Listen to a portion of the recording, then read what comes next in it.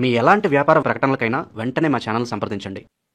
2025 సంవత్సరం అక్టోబర్ నెల 10వ రాశి మకర రాశి. ఈ మకర రాశికి ఏలినాటి శని 2 భాగాలు అయిపోయిందండి. 3వ భాగం వచ్చింది. ఈ 3వ భాగంలో శని వక్రించాడు. వీళ్ళ పని మామూలుగా లేదు. మరి ఈత కొడదామని బయలుదేరాట. ఇట్లాంటి వాడు ఈత కుంటలోనో చెరువులోనో నదిలో అయితే కొట్టచ్చు. సముద్రంలో పోయి నేను అవతల ఒడ్డు దాకా ఈత కొడతానన్నట్ట ప్రగల్భాలు పొందాడు.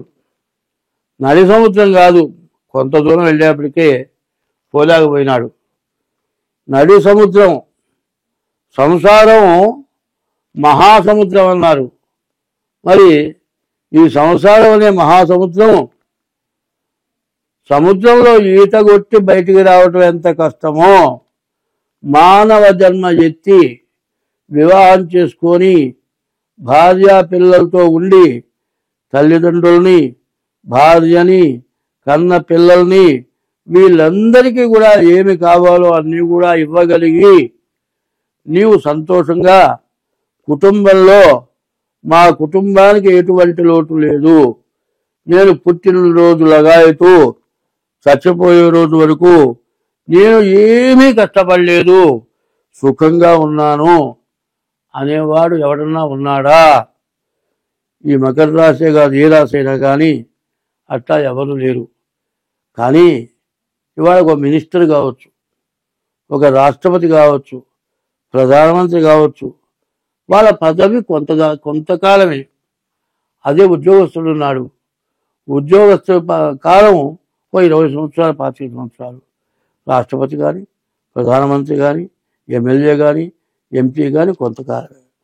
అది ఎట్లాగో నీవు పుట్టిన తర్వాత నీవు కష్టాల నుంచి బయటపడి ఉంటే, అది గుర్తుపెట్టుకుంటే, మరి అన్నం లేక పస్తుపడుకున్న రోజు కనుక ఉంటే, అది బాగా గుర్తుపెట్టుకుంటే నీకు మంచి సమయంలో అన్నం లేని వాడికి అన్నం పెడతావు. కష్టపడేవాడిని చూసి వాడి కష్టం తీరడానికి నువ్వు సహకరిస్తావు. అట్లా చేయటం వల్ల నువ్వు, నీ కుటుంబం అందరూ బాగుంటారు. ఈ మకర రాశిని బాగు చేసేవాళ్ళు ఎవరు లేరు. ఈ మకర రాశికి గోచారంలో ఏ గ్రహం కూడా బాగాలేదు. ఈ మకర రాశిలో రాహు ఉన్నాడు, మరి ద్వితీయంలో శని ఉన్నాడు, మరి అష్టమంలో శుక్రుడు ఉన్నాడు. కానీ ఈ వీళ్ళకి బాధలు చెప్పడానికి వీలుగా అన్నటువంటి బాధలు తప్పవు. ఈ బాధలు ఎందుకయ్యా ఇట్లా చెబుతావు, మమ్మల్ని చావమంటావా అని అడుగుతారేమో. చావటానికి కాదు మేము చెప్పేది, బతకటానికి, బాగుపడటానికి, బాగా ఉండటానికి చెబుతాం. మేమంతా ఈ చెప్పే దాంట్లో సత్యము, ధర్మం ఉంది. ఎప్పుడు కూడా ఎవరైనా సరే సత్యం వద, సత్యం వద అంటే ముందుకు సాగుతుంది. మరి తప్పు చేస్తే సత్యం వధ, వధింపబడుతుంది. ధర్మం చర, ధర్మం కూడా ముందుకు వెళ్తుంది. ఇప్పుడు ధర్మం చెరసాల్లోకి పోతుంది. అట్లాగే సత్య ధర్మాల కట్టుబడాలి. ఎప్పుడు కూడా మంచిగా నీవు తింటూ ఒకళ్ళకి పెట్టడానికి అలవాటు పడాలి. ఒకప్పుడు పడ్డ కష్టం, ఒకప్పుడు తిండికి లేని రోజులు, దాన్ని నువ్వు గుర్తుపెట్టుకుంటే నీవు తినేటప్పుడు ఒడిగి పెట్టడానికి అలవాటు పడతావు, జాగ్రత్త పడతావు. ఇది కనుక జరిగితే నీ జీవితానికి సమస్య అంటూ రాదు. ఈ మకర రాశిని బాగు చేయటం ఎవరి వల్ల ఏది కాదు. కాబట్టి డేట్ ఆఫ్ బర్త్ ద్వారా జాతకం చూపించుకొని మీ గ్రహాలు ఏమి బాగాలేవో దానికి తగిన శాంతి చేసుకోకపోతే ఇప్పుడు పడ్డ నష్టం నీ జీవితంలో మళ్ళీ ఆ నష్టం తీరదు. ఆ నష్టం తీరకుండా నువ్వు బాగుండాలి అనే ఉద్దేశం నీకు ఏమాత్రం ఉన్నా, ఇప్పుడు నేను చెప్పింది నువ్వు చెవులతో విన్నా, కళ్ళతో చూసినా, వెంటనే నీ డేట్ ఆఫ్ బర్త్ ద్వారా కానీ, నీ హస్త సాముద్రిక ద్వారా కానీ నీ జాతకం చూపించుకొని దానికి తగిన దోషాలు ఏమున్నాయో చూసుకొని దాన్ని పూజ చేసుకోండి. అన్ని విధాలా బాగుంటుంది. ఈ మకర రాశి వాళ్ళు శనికి 19,000 జపం చేయించుకోవాలి. నల్ల నువ్వులు దానం ఇవ్వాలి. ఈ శని 2 సంవత్సరాల 6 మాసాల వరకు ఈ మకర రాశికి పూర్తిగా బాగాలేడు. ఈ 2 సంవత్సరాల 6 మాసాల్లో ప్రతి శనివారం నవగ్రహాల గుళ్ళోకి వెళ్ళి శనికి అభిషేకం చేయించుకోండి. రాహువుకి ఆదివారం రోజు రాహువుకి పూజ చేయించుకోండి. శనికి పూజ చేయించుకొని అభిషేకం పూజ చేయించుకొని నల్ల నువ్వు దానం ఇవ్వండి. రాహువుకి పూజ చేయించుకొని మినుగులు దానం ఇవ్వండి. శని 2 సంవత్సరాలు 6 మాసాలు మీకు బాగాలేడు.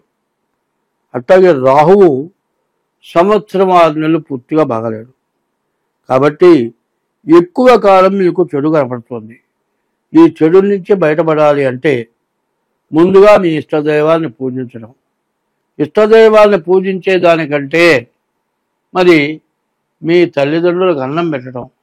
లేదండి మా అమ్మ మా నాయన పోయినారు, వాళ్ళ పేరుతో పోయిన తిథి రోజు కానీ, మహాలయ పక్షాల్లో కానీ, సంక్రాంతి పండుగ రోజు కానీ వాళ్ళకి తిలతర్పణాలు చేయటం, వాళ్ళ పేరుతో ఎవరికైనా గుడ్డలు పెట్టడం, భోజనం పెట్టడం, ఇట్లాంటివి చేయండి. ఇట్లాంటివి చేస్తే మీకు అన్ని విధాలా బాగుంటుంది. అయితే ఈ రాశి వాళ్ళు ఏం చేయాలంటే బియ్యపు రవ్వ పంచదార కలిపి మీరు పుట్టల దగ్గర వేయండి.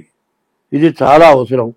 దీనివల్ల మీరు చాలా వరకు బాధలు లేకుండా బయటపడతారు. ముందు మీ డేట్ ఆఫ్ బర్త్ ద్వారా జాతకం చూపించుకోవటం చాలా అవసరం. మరి ఇప్పుడు మేషం నుంచి మీనం వరకు చెబుతున్నాను. దసరా నవరాత్రులు వస్తున్నాయి. నవరాత్రులు నవగ్రహాలు, శరీరంలో నవరంధ్రాలు, ఇవన్నీ కూడా ఈ 9 చాలా ప్రత్యేకమైనవి.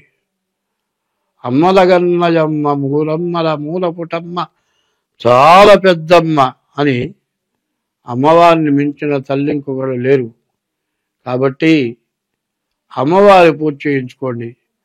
అమ్మవారి పూజ అంటే దసరా నవరాత్రులలోనే అమ్మవారి పూజ చేయించుకోవాలి. తర్వాత ఇప్పుడు కూడా రక్తవర్ణాన్ని కోరుతుంది. అంతేగాని బలి ఇవ్వమని కోరటం లేదు ఆమె. బలి ఇవ్వటానికి దానికి తగిన శాక్తేయం అనే పూజలు ఉన్నాయి. ఆ శాక్తేయం చేసేవాళ్ళు బలి ఇస్తారు. దసరా నవరాత్రులలో శివాలయంలో అమ్మవారి పూజ చేసిన చోట ఏ బలి ఇవ్వకూడదు. కనీసం కోడిని కూడా తీసుకొని ప్రదక్షిణం చేసి దాన్ని ఇంటికి తీసుకెళ్ళకూడదు. ఇట్లా చేసినట్లయితే దసరా నవరాత్రులు 10 రోజులు చేసిన పూజ మొత్తం ఈ హింసతో, జీవ హింసతోటి మీ పుణ్యమంతా పోతుంది. కాబట్టి దసరా నవరాత్రులు తర్వాత చివరికి దీపావళి పండుగ వస్తుంది. దీపావళిని దానికి అర్థం ఏంటంటే నరకాసురుడు అనేటువంటి రాక్షసుని అమ్మవారు సంహరించింది. ఆ నరకాసురుడిని సంహరించినందువల్ల ఆ నరకాసురుడు ఒక బ్రాహ్మణ్ణి, ఒక గొర్రె పొట్టేల్ని, ఒక మేక పొట్టేల్ని, తర్వాత ఒక బండెడు అన్నం, ఇట్లా విపరీతమైన ఆహారం రోజుకొకళ్ళు బలి ఆ విధంగా తింటూ ఉంటే అప్పుడు కృష్ణ పరమాత్మని కోరుకుంటే అప్పుడు ఆ నరకాసురుణ్ణి మరి కృష్ణ పరమాత్మ యుద్ధం చేసినప్పుడు ఆ అమ్మవారు కోరిక కోరింది. మరి యుద్ధంలో బండి చక్రవాగితే వేలు పెట్టి నడిపింది. నీ కోరిక తీరుస్తానన్నాడు. ఆ కోరిక ప్రకారం ఆ నరకాసురుడిని, ఆ రాక్షసుడిని సంహరించడానికి నాకు అవకాశం ఇవ్వమని అడిగితే ఆ అమ్మవారు నరకాసురుడిని సంహరించింది. ఈ దసరా నవరాత్రులు పూజ చేసుకొని దీపావళి రోజున నరకాసురుడిని తగలబెట్టి మరి దీపాలు వెలిగించుకొని అందరం దీపం ఎందుకంటే మోక్ష మార్గం కాబట్టి మన పాపాలని నశించిపోవటానికి దీపం జ్యోతి పరబ్రహ్మం, దీపం జ్యోతి పరాయణం, దీపేనా హరదే పాపం, సంధ్యాదీపం సరస్వతి అని ఆ దీపాలు వెలిగించుకొని మన పాపాలని తొలగింప చేసుకుంటానికి పార్వతి అమ్మవారు పరమేశ్వరుడు మనకిచ్చినటువంటి అవకాశం.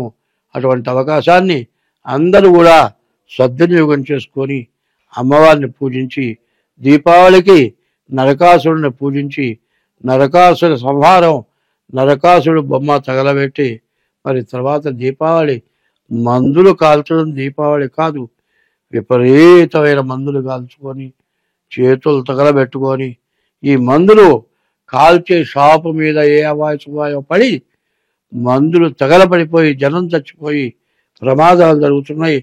అటువంటి ప్రమాదకరమైన పనులు కాదు. ఇంటి నిండా ఎన్ని దీపాలైనా పెట్టండి, అది దీపోత్సవం అంటారు. అటువంటి దీపోత్సవం అమావాస్య నుండి కార్తీక మాసం నెల మొత్తం ప్రతిరోజు దీపం వెలిగిస్తాం. ఆ దీపం వెలిగించి మరి అమ్మవారిని ఈశ్వరుని పూజిస్తాం. మన దోషాలని పోవటానికి దసరాలో అమ్మవారి పూజ, దీపావళి రోజున అమ్మవారి పూజ, కార్తీక మాసం ఈశ్వరుడు అమ్మవారి పూజ. ఇది చేస్తే మన దోషాలను కూడా నివృత్తి అవుతాయి. అందరం బాగుంటాము. స్వస్తి.